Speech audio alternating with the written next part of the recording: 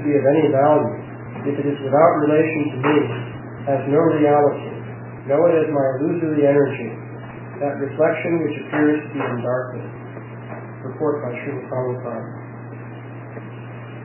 In the previous verse, it has already been concluded that in any stage of cosmic manifestation, its appearance, its sustenance, its growth, its interactions with different energies, its deterioration, and its disappearance, all has its basic relation in the existence of the personality of Godhead.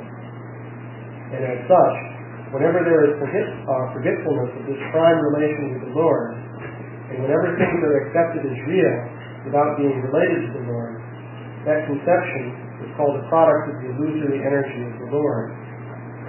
Because nothing can exist without the Lord, it should be known that the illusory energy is also an energy of the Lord. The right conclusion of dovetailing everything in relationship to the Lord is called Yoga Maya, or the energy of union.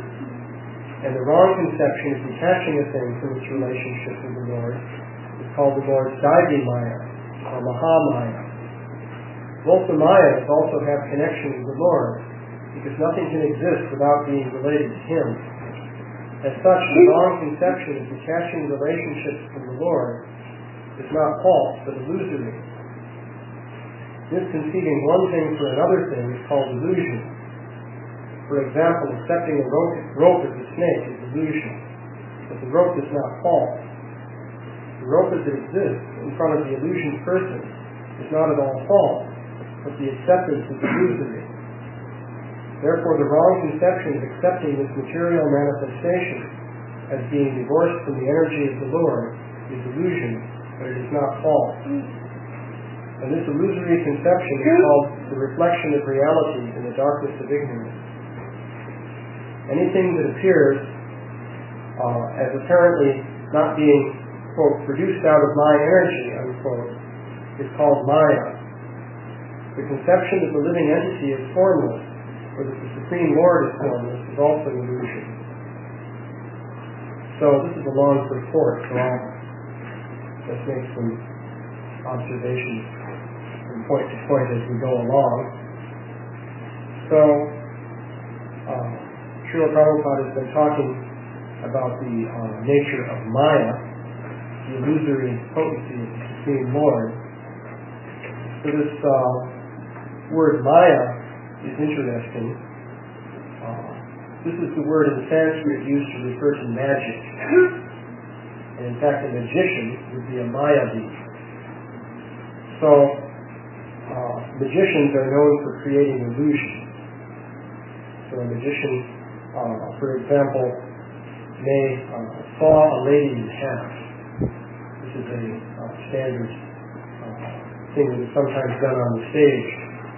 A lady gets into a box in which her head sticks out at one end of the box and her feet stick out the other end. And the magician closes the box, and then he takes a huge saw and saws right through the box, cutting it in half. And then each side of the box is on a separate rolling platform, so then he rolls the parts of the box apart. You can see that the lady's head is still sticking out of one side, and her feet are sticking out of the other side. So he sawed her in half. However, she didn't really get sawed in half. They say that it's all done with mirrors. So that's what they say. I don't actually know how it's done. In the fraternity of magicians, there's the rule that one always has to keep the secret of how these things are done. So, but it is done with some kind of apparatus. That much we know. Some machinery that the magician has on the stage will enable him to produce this illusion of sawing the lady in half. So the illusory energy of Krishna is similar to that. That energy is actually real, just as the machinery that the magician has is actually real. He couldn't create the illusion without that real machinery. So, likewise, Krishna's energy of Maya is real, and it is used to create illusion. So in that sense, Krishna is the ultimate magician. So, another point, by the way, is that the machinery used by the magician had to be built and designed by someone. And that required intelligent manipulation of energy in order to figure out how to make a machine that would create a particular illusion. So the same thing is true here. This potency of Maya is controlled by intelligence, namely the intelligence of the Supreme Personality of Godhead. So all that is required in order for it to be possible for us to be an illusion. Because if Maya didn't exist, then there couldn't be any illusion either. Actually, illusions aren't so easy. So for a homework problem, one thing magicians sometimes do is they cause somebody to levitate. This is sometimes been done. In fact, there was one magician who had the following arrangement. He had a fellow on the stage playing a piano, and then the magician very dramatically raised his hands like this and said some kind of mantra, and the man playing the piano rose into the air, still playing the piano, and the magician took a gigantic hoop and he passed the hoop over the piano so that you could see there were no wires attached to hold it up. So the homework problem is to design a mechanism that will create that illusion. So anyway, this is the point that Srila Prabhupada is making here about the this wrong conception of detaching relationships from the Lord is not false, but illusory. So Maya is not false, it's actually real. But if you think that it is operating independently of the Supreme Lord, then that is an illusion. Of course, Maya is specifically arranged so as to create that illusion. In fact, it's not easy to create that illusion, because everything is being directly controlled by the Supreme Personality of Godhead. He has to make a very clever arrangement so that you'll think that that is not the case. And this energy of Maya is designed to do that. So let's see. Srila Prabhupada goes on. The conception that the living entity is formless, or that the Supreme Lord is formless, is also an illusion. In the Bhagavad Gita 2:12, it is said by the Lord in the midst of the battlefield that the warrior standing in front of Arjuna himself, and even the Lord had all existed before. They were existing on the battlefield of Kurukshetra, and they would all continue to be individual personalities in the future also, even after the annihilation of the present body, and even after being liberated from the bondage of material existence. In all circumstances, the Lord and the living entities are individual personalities, and the personal features of both the Lord and the living being are never abolished. Only the influence of the illusory energy, the reflection of light in the darkness, can, by the mercy of the Lord, be removed. So, of course, one important point here is that the individual personalities of the living being are not part of the illusion. They're actually real, because there's also a philosophy that says that individual personality is a matter of illusion. So this, of course, creates a problem, because if individual personality is a matter of illusion, then what is it that is an illusion to produce individual personality? At least normally, according to a naive way of thinking, if there's illusion, there's somebody who's in illusion. Normally, when you think that. If there's nobody there to be in illusion, then there's no illusion. For example, suppose the magician performs his act on the stage, but there's nobody there in the audience. The auditorium is simply empty. In that case, will there be an illusion?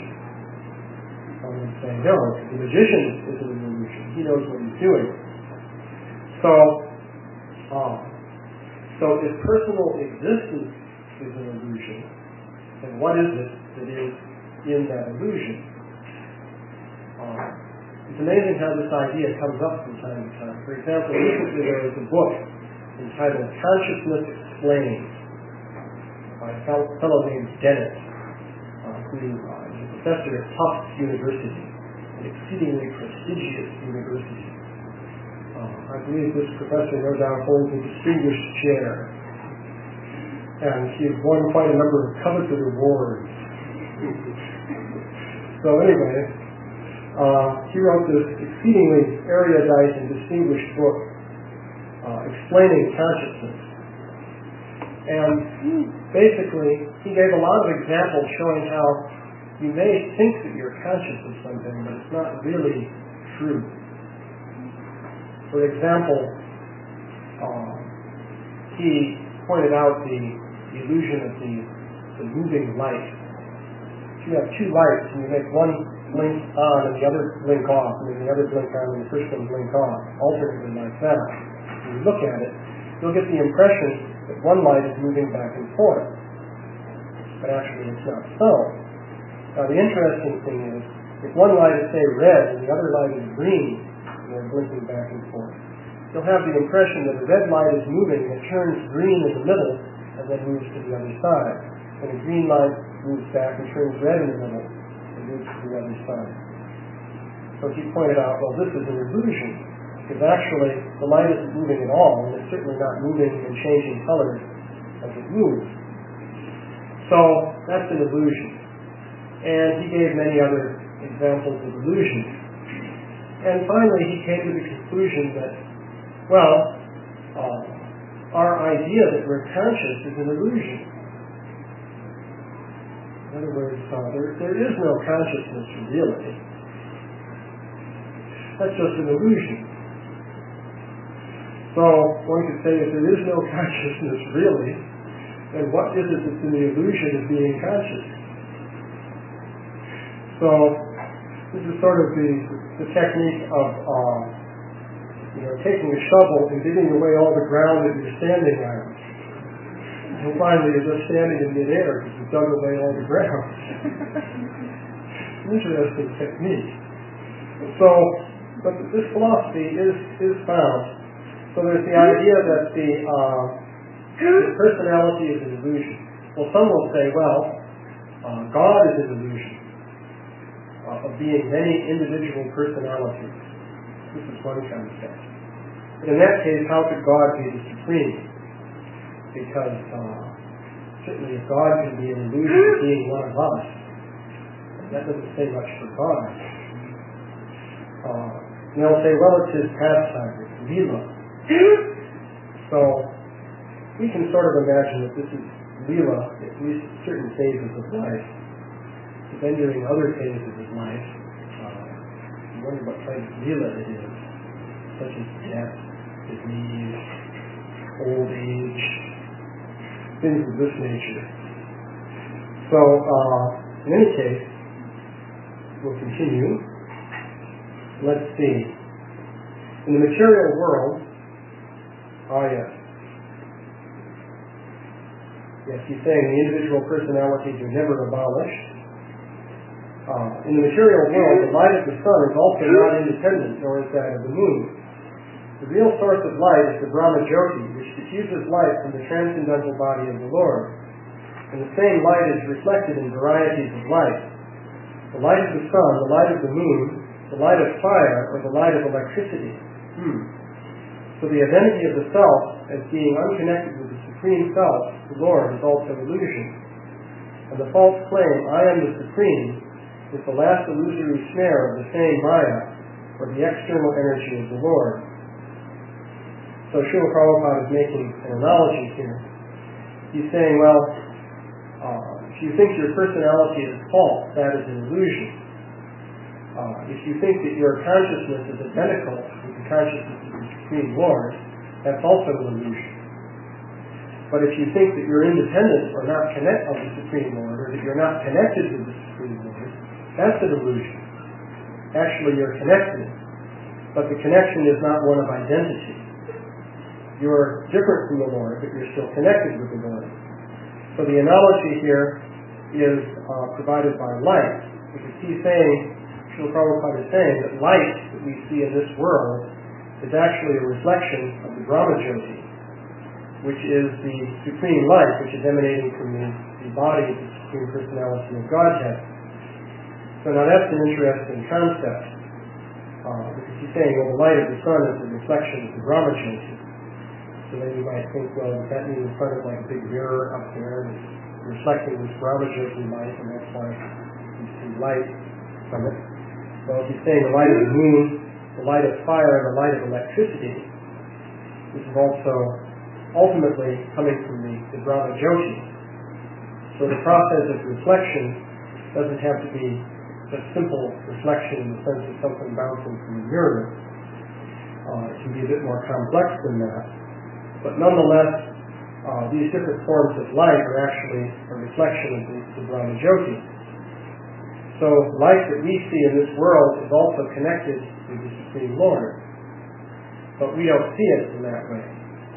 So when we have a light from an electric light, we think, well, that is due to heating up a wire by passing electricity to it. When it becomes hot enough, the atoms are agitated and they jump up to higher energy levels. And then when the electrons go down to lower energy levels, they give off photons of light. So that's the explanation of light. But perhaps there's more to that explanation. That's an explanation, by the way, which completely eliminates the Supreme Personality of Godhead. You can say, well, why bring in the Supreme Personality of Godhead? We've explained light. It's due to the electrons being bumped up to higher energy levels due to the electric current that is flowing and then dropping down and emitting photons. It's simple. And there's no reference to God in any of that. So why do you have to bring God into the picture? So this is an example of the illusion.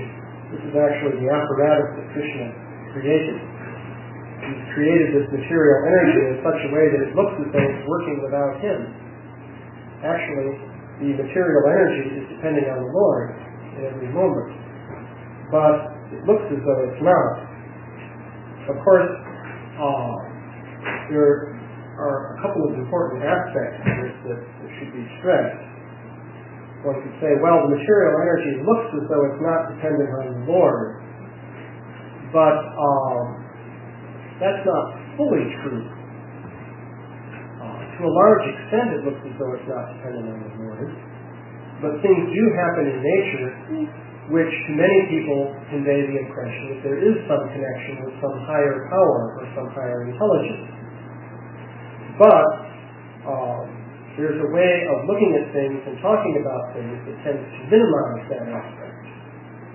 So part of the illusion of Maya is contributed by the illusion beings based on how they think about things and how they talk about things.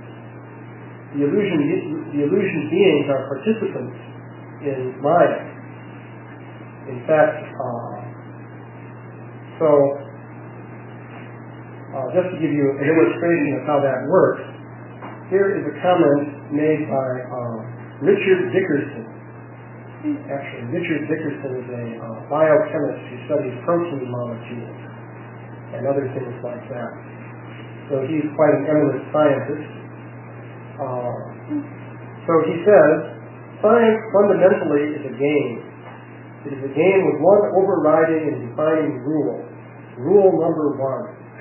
Let us see how far and to what extent we can explain the behavior of the physical and material universe in terms of purely physical and material causes without invoking the supernatural. So that's a pretty straightforward statement. So we're playing a game. We're trying to explain everything without invoking the supernatural.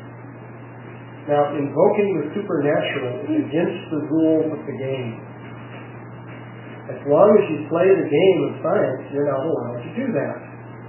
If you do it, then the umpire will call foul.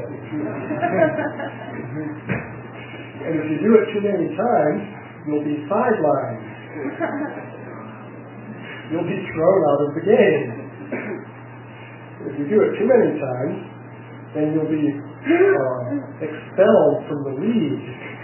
and you won't be allowed to play the game anymore.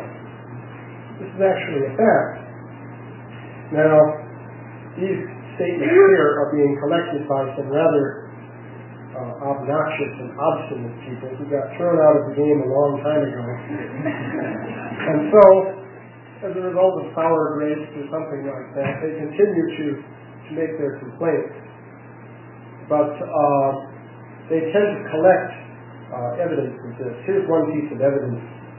This one fellow said, many years ago, when I was an engineering department chairman at Virginia Tech, this is the Reverend Morris speaking, I asked the biology professor there in charge of the doctoral program in that department whether a creationist student could get a PhD degree in his department.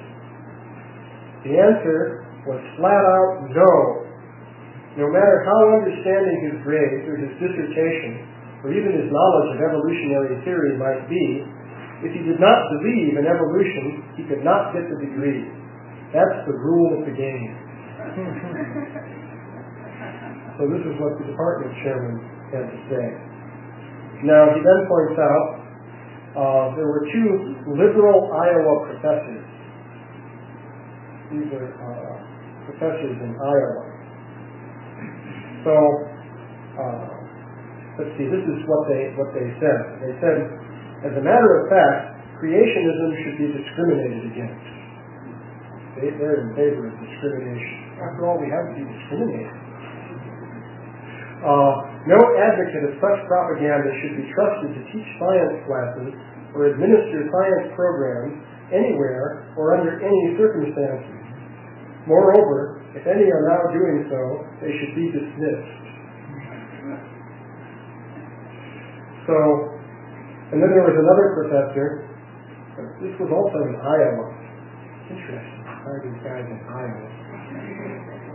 Anyway, he said that any professor should have the right to fail any student in his class, no matter what the grade record indicates. If that professor discovers the student is a creationist. Furthermore, the student's department should have the right of retracting grades and possibly even degrees. So you can just see, here's the student getting straight A's in his classes, and then the word gets out that he doesn't believe in evolution. And the professor retracts his grade, and he is cast into the outer darkness, there to wail and gnash his teeth. Anyway, so this shows that Maya is actually a participatory program. So Krishna has his illusory energy, but then the illusion beings also participate. Because actually, they want to be an illusion. That's another aspect of the whole thing. You could ask, why does Krishna do this? Wait a minute, you're saying God is creating this illusion, he's keeping us completely in the dark. Is he evil or what? But then there's the point that the illusion beings want to be an illusion. Now why is that? Well, let's see. We'll continue with the purport in any case. The Vedanta Sutra in the very beginning affirms that everything is born from the Supreme, and thus, as explained in the previous verse, all individual living entities are born from the energy of the Supreme Living Being, the personality of Godhead. Brahma himself was born from the energy of the Lord, and all other living entities are born from the energy of the Lord through the agency of Brahma. None of them has any existence without being dovetailed with the Supreme Lord. The independence of the living entity is not real independence, but is just a reflection of the real independence existing in the Supreme Being, the Lord. The false claim of supreme independence by the conditioned souls is illusion, and the conclusion is admitted in this verse. Persons with a poor fund of knowledge become illusions, and therefore the so-called scientists, physiologists, empiric philosophers, etc., become dazzled by the glaring reflection of the sun, moon, electricity, etc., and deny the existence of the Supreme Lord, putting forward theories and different speculations about the creation, maintenance, and annihilation of everything material.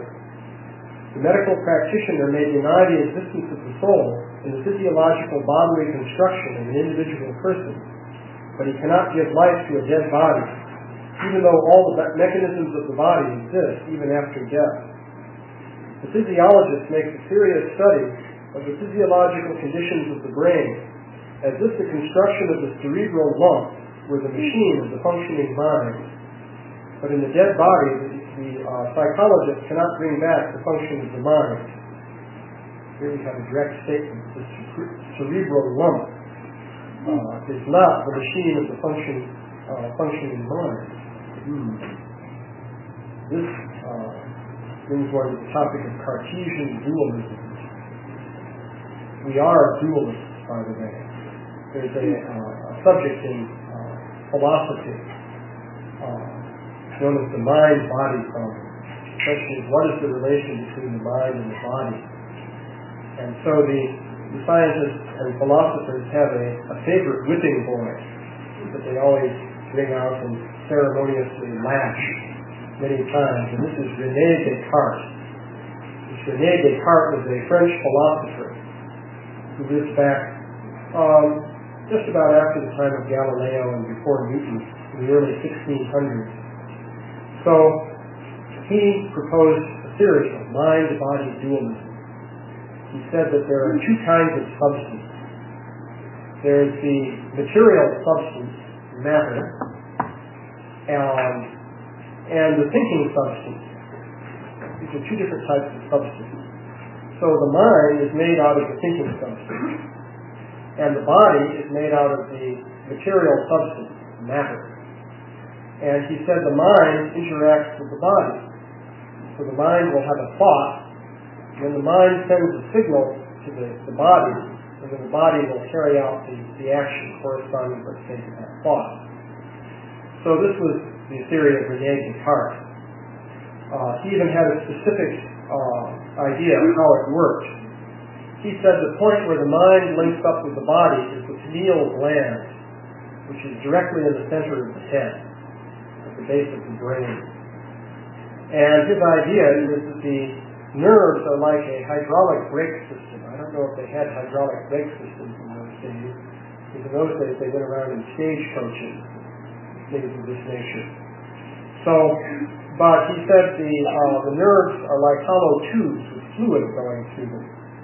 And what he said was the mind causes the pineal gland to tilt at different angles, and this causes the fluid to move through the tubes, and the tubes go down to the different muscles and cause the muscles to contract, and in this way the body is operated. So this was his theory. So ever since that time, the scientists have been saying that this was a ridiculous theory. So Cartesian dualism is one of the targets for annihilation in modern philosophy and science. And so students are always warned about the bad example of Descartes, and they're warned that they should not be Cartesian dualists. That is ruled out. Unfortunately, we are dualists, although not exactly Cartesian dualists, because we say that, even materially speaking, there's an energy called mind, which is different from the cerebral lump, as Srila Prabhupada puts it. So mind produces thought, and then the thoughts are communicated to the cerebral lump, and then nervous interactions take place, which result in the body moving and doing various things. So this is very much like the idea of Descartes. However, the details of how the mind does this are a little bit different from what he was thinking of. And that's a whole subject. So, Srila Prabhupada mentions that point. Let's say, he says, going on, these scientific studies of the cosmic manifestation or the bodily construction, independent of the Supreme Lord, are different reflected intellectual gymnastics only. But at the end, they are all illusion and nothing more. So another put down of science. Illusion and nothing more. All such advancement of science and knowledge in the present context of material civilization is but an action of the covering influence of the material energy. The illusory energy has two phases of existence, namely the covering influence and the throwing influence.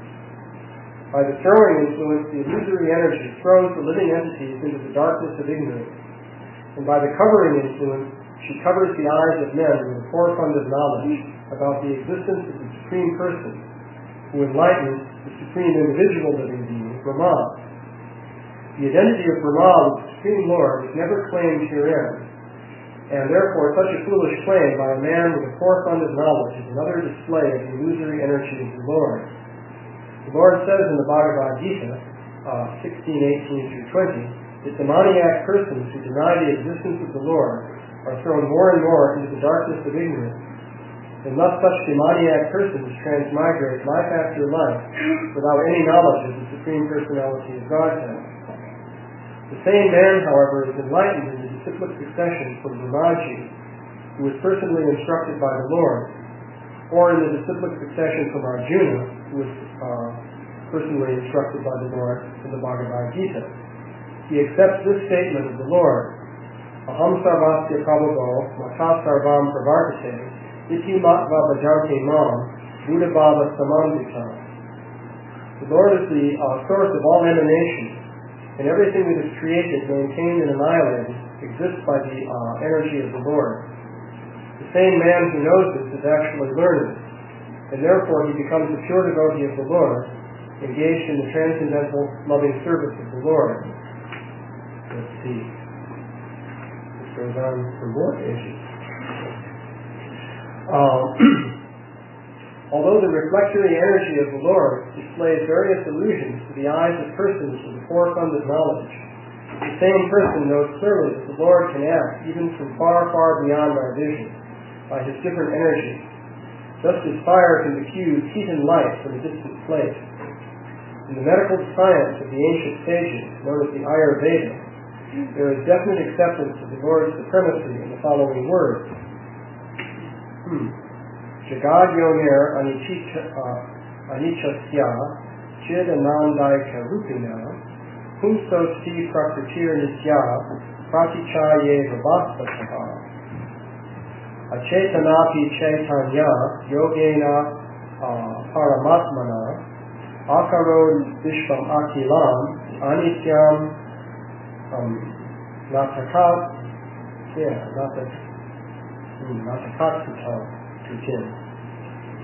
there is one Supreme Person who is the progenitor of this cosmic manifestation, and whose energy acts as prakriti for the material nature, dazzling like a reflection. By such illusory action of prakriti, even dead matter is caused to move by the cooperation of the living energy of the Lord, and the material world appears like a dramatic performance to the ignorant eye. The ignorant person, therefore, may even be a scientist or physiologist in the drama of prakriti, while the sane person knows prakriti as the illusory energy of the Lord.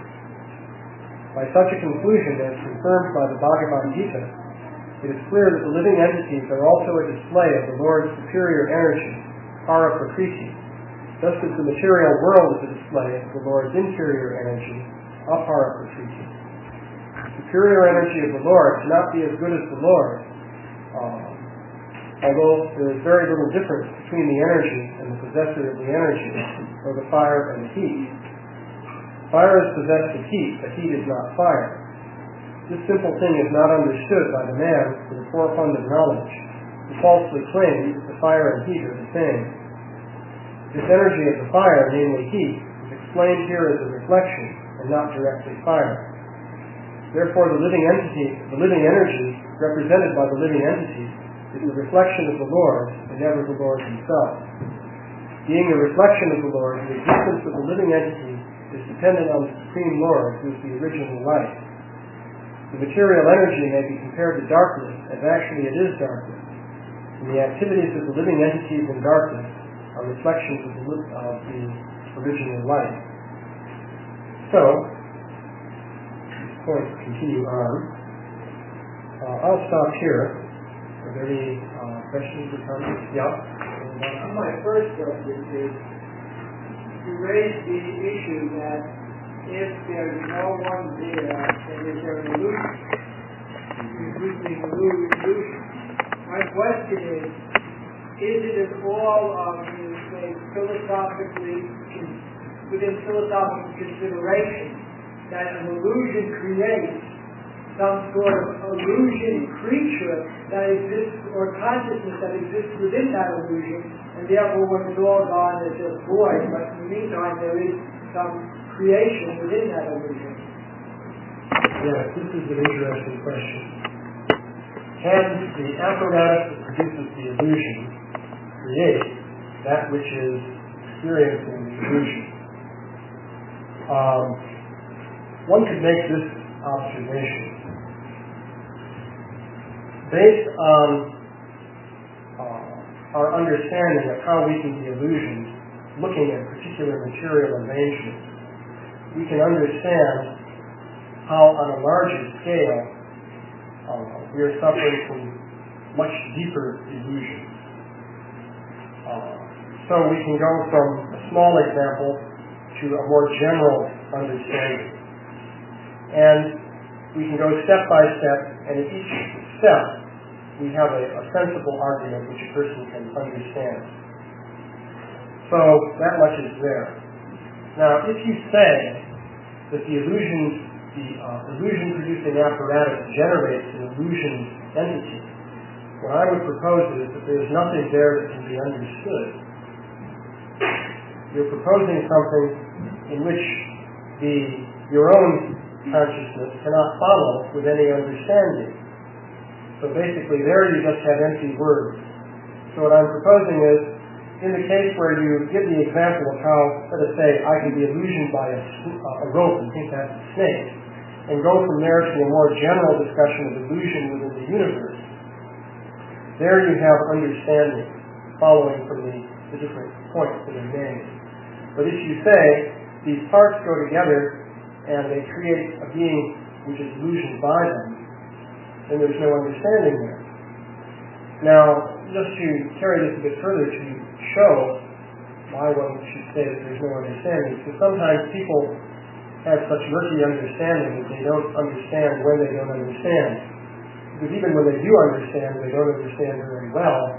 So there's not so much difference between understanding and not understanding if your understanding is not clear understanding. So anyway, you can consider the question of whether by putting together some parts you can build a machine that would be conscious of something. Now this fellow, what's his name? I forget his name now, but there's a professor at UC Berkeley who, with his Chinese room example, has made, John Searle, he's made this book back to Leibniz, back in the 17th century.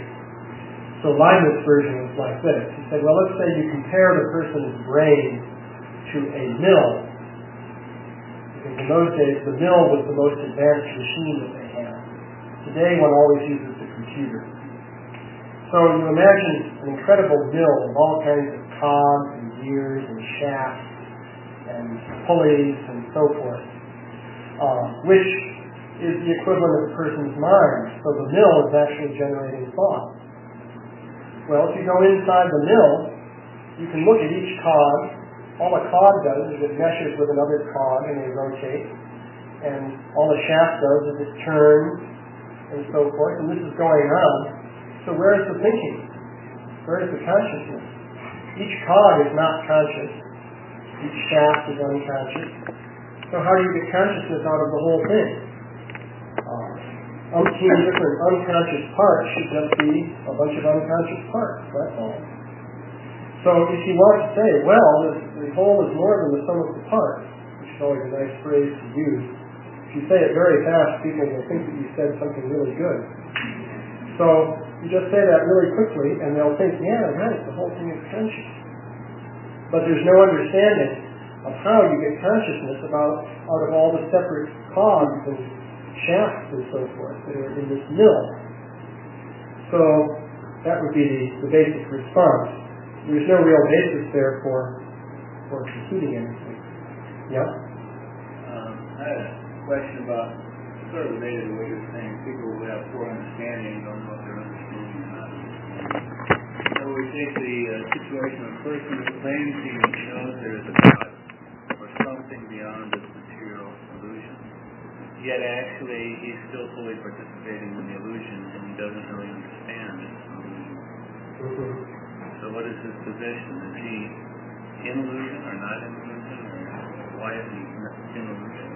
Well, many people who will say that they believe in God are thoroughly in illusion, and their understanding of God is not actually correct. Because in fact, undoubtedly it's true that there are more ways of misunderstanding God than understanding God. So, many concepts of God that are propounded even by very learned philosophers and so on are thoroughly incorrect to the extent that these people are practically atheists. Unfortunately, this tends to be especially true of people in, for example, theological seminaries and places of that nature. They may have a very elaborate and detailed concept of God that is so thoroughly wrong that it would be better to be a simple atheist. This indeed can happen. So it's important to get a correct understanding of God. So, that much can be said. Yeah? Why in the game that they play about science, you can't understand, you can't think of God, or they can't have God in it, like the light example, molecules, and you can't have God in it? Why you can't have God in science? Well, it's the basic rule. It's like saying in baseball, why do you have to hit the ball with a bat? Why not catch the ball with a net and then throw it? Well, it's just not the rules of the game. So actually, it's a fact. People sometimes don't quite comprehend this point, that in science, it's just not allowed to bring in the supernatural. And so you might, one point that is sometimes made is there's no evidence for anything supernatural.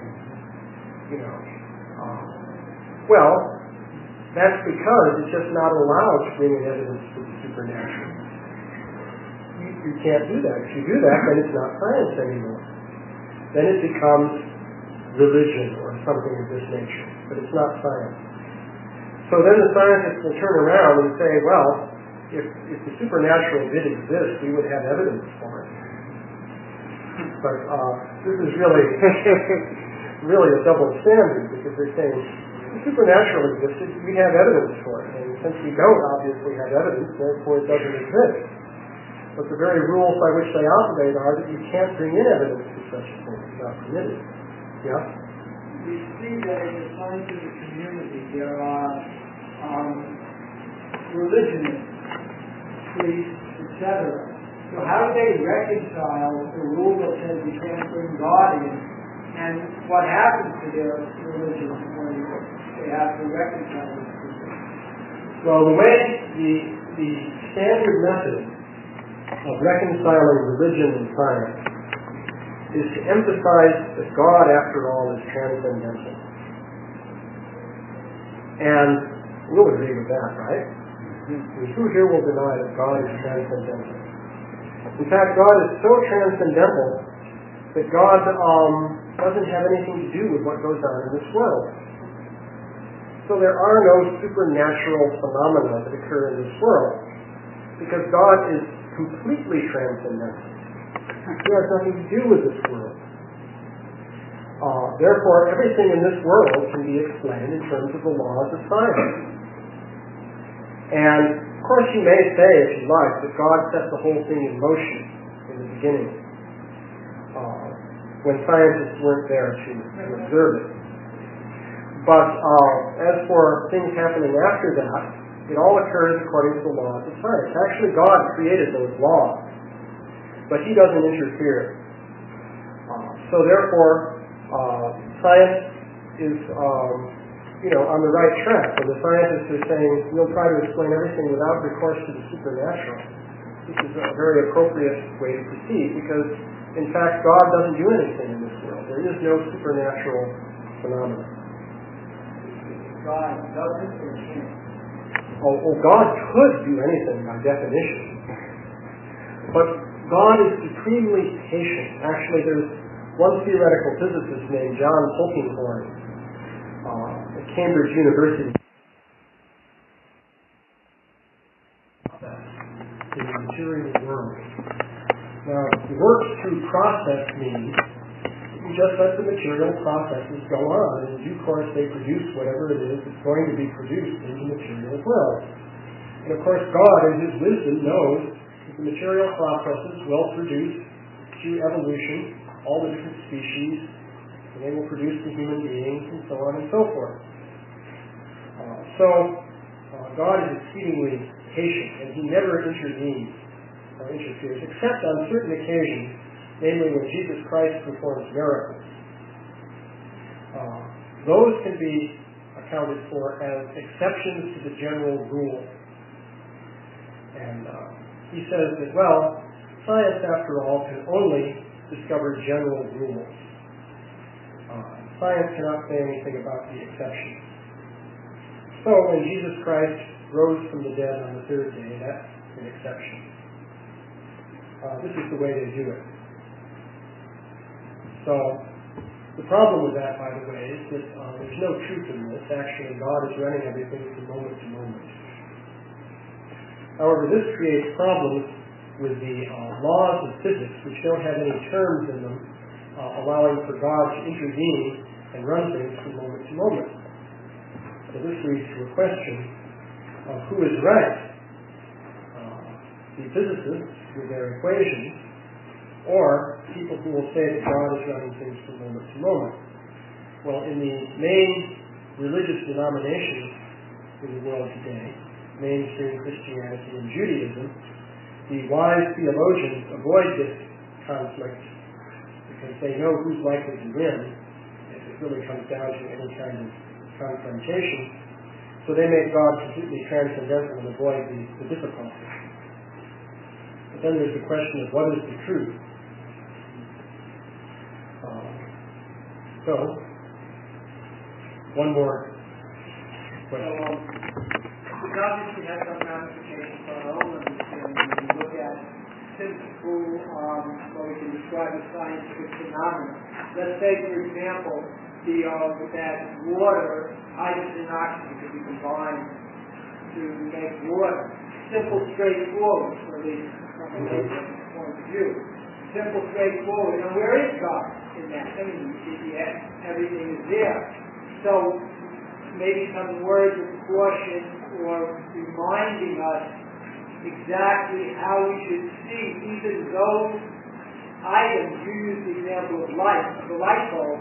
That those items that appear to be very empirically explainable, so that we don't lose sight of the fact that everything is in fact dependent upon the Lord's energy and the Lord's action.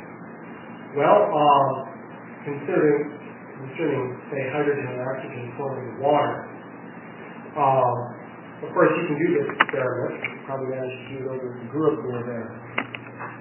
Let's get some test tubes and a battery, 2 wires, and you can just do the whole thing.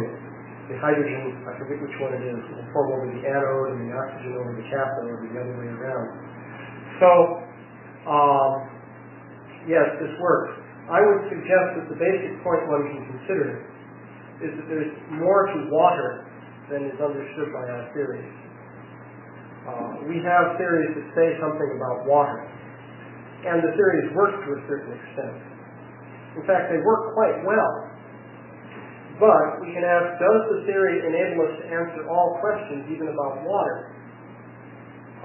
Now, this is not, in fact, the case.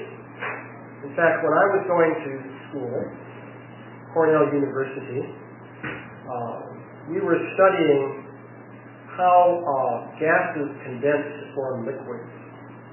And we had mathematical models of this. Now, when gas condenses to form a liquid, supposedly in a gas the molecules are just bouncing against each other, moving fairly long distances. And when they form a liquid, they bunch together in little clumps. And they tend to stick to one another and revolve around. And when they become a solid, they stop even moving around one another, but they become more rigidly fixed. So we have very simple models in which we've represented a molecule by just like a little arrow that can point in different directions. I won't go into the details because it's getting pretty late. But simple models. So this one scientist named Robert Griffith, in fact, in one of our seminars, said, well, now let's talk about some real physics. Let's talk about water. We were talking about these simple models. And he pointed out, we can't understand water. It's totally beyond us. He pointed out the H2O molecule is polar, so it has a positive charge and a negative charge. So chains of them tend to form with positive and negative linking up, and they tend to fork into trees, and the trees are constantly forming and breaking apart, and so forth within water. This is according to theoretical understanding. And that process is so complicated that you just can't deal with it mathematically. So that means we're completely at a loss to understand water. Now, what about getting to more complicated things like water with benzene mixed with it or something like that? Well, then it becomes completely ridiculous. So the fact is we don't fully understand even a simple substance like water. So if we make the statement, well, the things going on in water can be completely understood without reference to God, then we're just talking. It's a totally unrealistic statement because the theories are such that we can't even do calculations to say what water is going to do. Anyway, I better stop there.